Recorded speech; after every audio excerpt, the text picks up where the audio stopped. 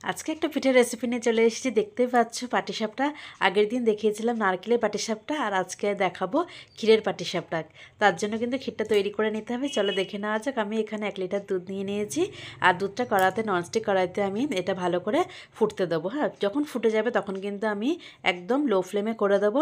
আর লো ফ্লেমে রাখলেই কিন্তু স্বাদটা খুব সুন্দরভাবে পড়বে। প্রথমে কিন্তু আমি হাই ফ্লেমে রেখেছি, দুধটা ফুটে যাওয়ার পর কিন্তু আমি লো ফ্লেমে করে দিয়েছি। তার ফলে এই যে দেখতেই পাচ্ছ সাইড দিয়েছি স্বাদটা, এটা কিন্তু এই যে সাইডে সাইডে আছে সেটা আমি কিন্তু এই যে সাইড দিয়ে কাটিয়ে আবার কিন্তু পুরো দুধের সাথে মিশিয়ে দিচ্ছি। তো এইভাবে কিন্তু আমাকে কন্টিনিউ করতে হবে, বেশ খানিকটা কিন্তু সময় লাগবে। আর কেনা খোয়া ক্ষীর বা রাবড়ি দিয়েও তোমরা করতে পারো ক্ষীর দিয়ে, কিন্তু আমি এটা ঘরে বানিয়ে নিচ্ছি।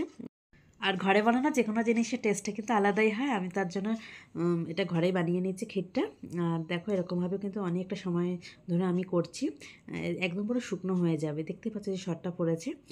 তুমি যদি আমার চ্যানেল নতুন হয়ে থাকো তাহলে অবশ্যই চ্যানেলটা সাবস্ক্রাইব করে না, পাশে দেখা বেল আইকনটা অবশ্যই ক্লিক করো, তাহলে নিত্য নতুন ভিডিও আপলোডের নোটিফিকেশন সবার আগে পৌঁছে যাবে। আর আমার চ্যানেলে কিন্তু অলরেডি অনেক রকম পিঠের রেসিপি দেওয়া আছে, যদি তোমাদের প্রয়োজন হয় অবশ্যই দেখে নিও প্লেলিস্টে গিয়ে। আর দেখো এই যে দুধটা আমি এদিকে জাল দিচ্ছি, আর এদিকে দেখো চাল নিয়ে নিচ্ছি। আমি এটা সারা রাত ভিজিয়ে রেখেছিলাম, বা 3-4 ঘন্টা ভিজিয়ে রাখলেও হয়। এটা সেদ্ধ চাল দিয়ে করেছি, তবে তোমরা গোবিন্দভোগ চাল দিয়ে করতে পারে। আর এটা চালটা আমি মিক্সিতে নিয়ে নিয়েছি, আর একটু জল দিয়ে ভালো করে ব্লেন্ড করে নেবো, একদম পুরো মিহি পেস্ট হবে কিন্তু। আর একবার আমি ঘুরিয়ে নেবো এই চালটা।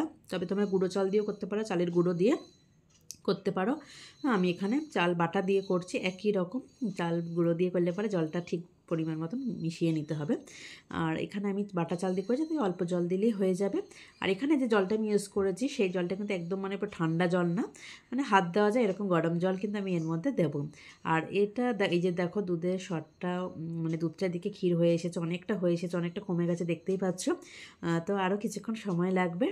আমি এদিকে ক্ষীরটা বানিয়ে তারপরে আমি চাল বাটাটা আমার হয়ে গেছে, এবার আমি ওটা রেডি করে নেব। চাল বাটাটা একটু রেডি করতে হবে, তোমাদের দেখিয়ে দেবো। এদিকে ক্ষীরটা আমি আগে তৈরি করে নিচ্ছি, দেখতে পাচ্ছ। আজকে আমি এটা গুড় দিয়ে করব, তোমরা ইচ্ছে করলে চিনি দিয়েও করতে পারো। এটা আমি পাটলি গুড় নিয়ে নিয়েছি। হ্যাঁ, তো ঠিক যখন নাকি ঠিক হয়ে আসবে তখন ওই সময়টা কিন্তু আমি গুড়টা দিয়ে দেবো। আর গুড়টা দিয়ে একটুখানি আমি এটা নাড়াচাড়া করবো, তাহলে কিন্তু গুড়টা গলে যাবে। আর দেখতেই পাচ্ছ কত সুন্দর ক্ষীর হয়েছে, দেখে মনে হচ্ছে শুধু শুধুই খেয়ে নিই, তাই না? তো বাড়িতে বানালে পারে এর এত সুন্দর টেস্ট কিন্তু পাওয়া যাবে। তো দোকানের থেকে বাড়ি বানানোর টেস্টটা তো একটু আলাদাই হবে। তো এইভাবে তোমরা ক্ষীর বানিয়ে নিতে পারো ক্ষীরের পাটিসাপটার জন্য। দেখতে যাই হোক, আমার ক্ষীরের পাটিসাপটা ক্ষীরটা রেডি হয়ে গেছে, মানে পুরটা রেডি। এদিকে আমি চাল বাটাটার মধ্যে অল্প জল দিয়ে দিয়েছি, 1 কাপ জল দিয়েছি। হ্যাঁ, ব্যাটারটা থেকে এরকম হবে। আর এটার মধ্যে আমি একটু নুন দিয়ে দিচ্ছি, আর গুড় দেব। আর তার আগে বলে রাখি ব্যাটারটা এরকম হবে। আর এখানে আমি 1/2 কাপ, মানে হচ্ছে তোমার 150 গ্রাম ময়দা দিয়েছি। এই যে গুড় দিয়ে দেবো, তবে খুব বেশি গুড় দেওয়ার প্রয়োজন নেই, অল্প গুড় দিলে হবে, কারণ পুরটা তো মিষ্টি হয়েছে।